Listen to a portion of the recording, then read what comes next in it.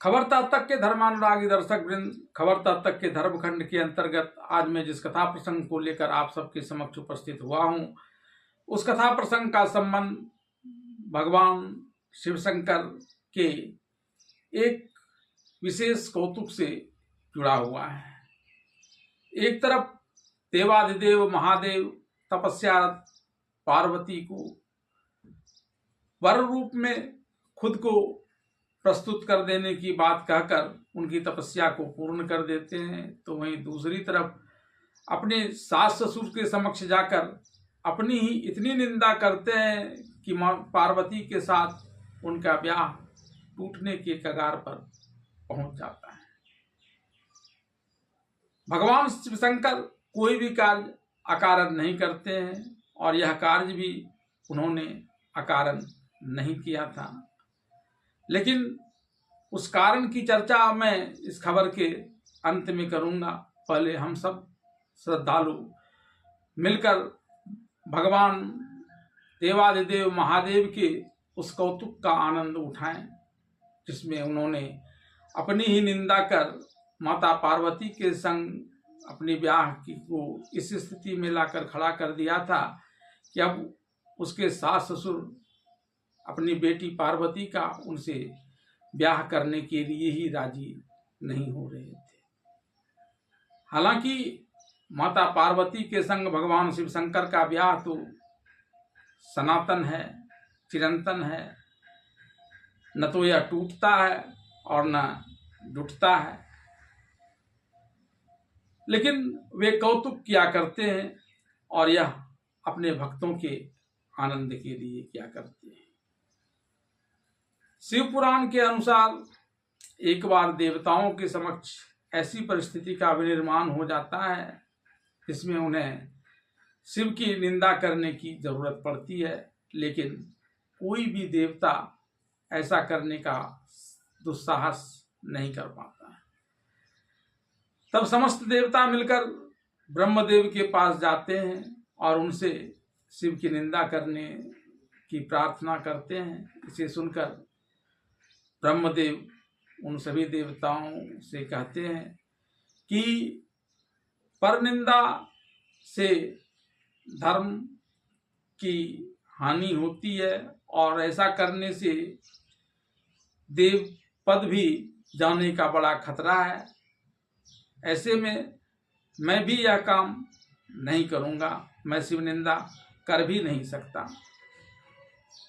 हाँ, एक उपाय है कि आप सब लोग मेरे संग शिवलोक चले और वहाँ भगवान शिव शंकर को अपनी सारी बातें बताते हुए उनसे ही निवेदन करें कि वे अपनी निंदा अपने ससुराल में अपने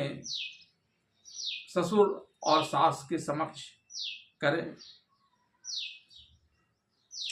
पहले तो देवताओं को थोड़ी झिझक हुई, लेकिन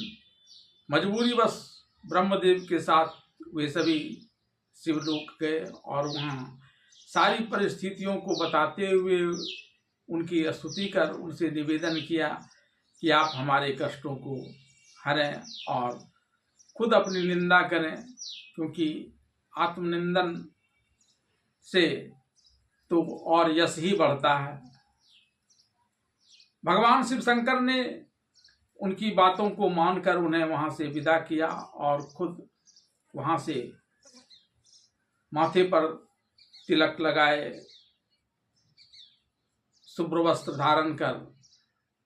गले में हाथों में स्फटिक की माला और गले में शालिग्राम की मूर्ति लटकाए, ब्राह्मण का वेश धारण कर वे अपने होने वाले ससुर पर्वतराज हिमालय के आश्रम में आए। यहाँ जो राजनिवास था हिमालय का, वह इस समय बड़ा शोभायमान हो रहा था। राज दरबार में पर्वतराज हिमालय अपनी पत्नी मैना, अपनी बेटी पार्वती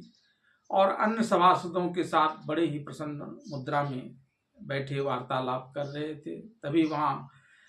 ब्राह्मण वेशधारी शिव का आगमन होता है। उनके इस अलौकिक रूप को देखकर पर्वतराज हिमालय अपने सभासदों के साथ, अपनी पत्नी के साथ साष्टांग उनके चरणों पर गिरकर उन्हें प्रणाम करते हैं। माता पार्वती भी उन्हें अपना प्राणेश्वर समझकर उन्हें प्रणाम करती है। तब ब्राह्मण वेशधारी शिव ने सभी को आशीर्वाद दिया और विशेषकर पार्वती को कि उसकी मनोकामना जो उसने शिव को वर रूप में प्राप्त करने की कर रखी है और जिसके पूर्ण होने का उन्होंने पूर्व में भी वायदा किया है, वह अवश्य परिपूर्ण होगा। उचित आतिथ्य सत्कार कर पर्वतराज हिमालय ने उस ब्राह्मण वेशधारी शिव से पूछा कि आप कौन हैं और यहाँ किस उद्देश्य से आए हैं। इस पर ब्राह्मण वेशधारी शिव ने हिमवान से कहा कि मैं बुद्धिमानों में सर्वश्रेष्ठ वैष्णव ब्राह्मण हूँ और ज्योतिष विद्या का ज्ञाता होने के नाते सभी जगह विचरण करता हूँ और लोगों के कल्याण का कार्य करता हूँ। मेरे गुरु की कृपा से मैं मन के समान गति से किसी भी जगह पर किसी भी क्षण जा सकता हूँ और लोगों की परेशानियों का निदान करता हूँ। और ऐसा कहकर उस ब्राह्मण वेशधारी शिव ने हिमवान से कहा कि मुझे ज्ञात हुआ है कि तुम अपनी इस कोमलांगी कमल के समान सुंदर और सुलक्षणा कन्या पार्वती का हाथ शिव जो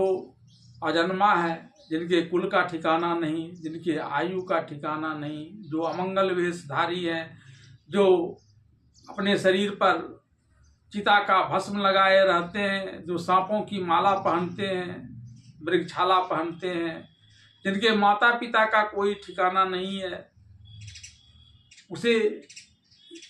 इस पार्वती का हाथ देना चाह रहे हैं। यह बड़ा ही अमंगलकारी बात है, क्योंकि एक तरफ आप रत्नाकर हैं, रत्नों के भंडार हैं, और वहाँ दूसरी तरफ जिसे आप कन्यादान करना चाह रहे हैं वह इस कन्यादान लेने का पात्र नहीं है, क्योंकि उसे कुछ भी नहीं है। यहाँ तक कि उसके कुल गोत्रशील किसी चीज की जानकारी किसी को नहीं है। और आप इस बात का पता अन्य विद्वानों से, धार्मिक महात्माओं से जाकर ले सकते हैं। और ऐसा कहकर फिर वहाँ हिमवान के द्वारा भोजन कराए जाने पर भोजन से तृप्त होकर वहाँ से एक बार फिर मन ही मन पार्वती को आशीर्वाद देते हुए वहाँ से चले आते हैं। उस ब्राह्मण वेशधारी शिव के हिमवान के राजमहल से जाने के पश्चात यहाँ स्थिति अलग रूप लेने लगती है। जिस शिव शंकर से पार्वती का ब्याह करने की यहाँ खुशी खुशी तैयारी की जा रही थी, वहीं हिमवान की पत्नी मैना ने तो प्रण ही ठान लिया कि चाहे कुछ भी हो जाए वह इस अमंगल वेशधारी, शील गुण से हीन, अज्ञात कुल खानदान वाले के साथ तो अपनी बेटी पार्वती का कदापि विवाह नहीं करेंगी। और अगर आपने मेरी बात न मानी तो मैं इस घर को त्याग दूंगी, वन में चली जाऊंगी, अपनी बेटी अंबिका के गले में डोर बांधकर इसे वन में ले जाऊंगी या फिर किसी महासागर में डाल दूंगी, लेकिन शिव के हाथों में मैं इसे कदापि नहीं दूंगी। और इस प्रकार से जो आनंद का एक माहौल वहाँ बन रहा था शिव से पार्वती के ब्याह को लेकर, उसे देवादिदेव महादेव ने अपनी ही निंदा कर उसे टूटने के कगार पर पहुंचा दिया। हालांकि यह टूटना क्या और जुटना क्या, यह तो न टूटने वाला है। भगवान शिव शंकर ने ही बाद में फिर इसका समाधान भी ढूंढ निकाला, जिसकी चर्चा मैं दूसरे प्रसंग में करूंगी। लेकिन आपको अब उत्सुकता हो रही होगी उस तथ्य को जानने का जिसके कारण भगवान शिव शंकर ने देवताओं की वह बात मानी और अपनी ही निंदा जाकर अपने ही ससुराल में अपने ससुर और सास के समक्ष कर आगामी विवाह को टूटने के कगार पर पहुंचा दिया था। दरअसल जब भगवान शिव शंकर ने माता पार्वती को, जो तपस्यारत थी, उन्हें वर रूप में प्राप्त होने का आशीर्वाद दे दिया था और पार्वती का शिव संग ब्याह की तैयारी पर्वतराज हिमालय के यहाँ हो रही थी, तो देवताओं को ऐसा लगा कि अगर प्रसन्नतापूर्वक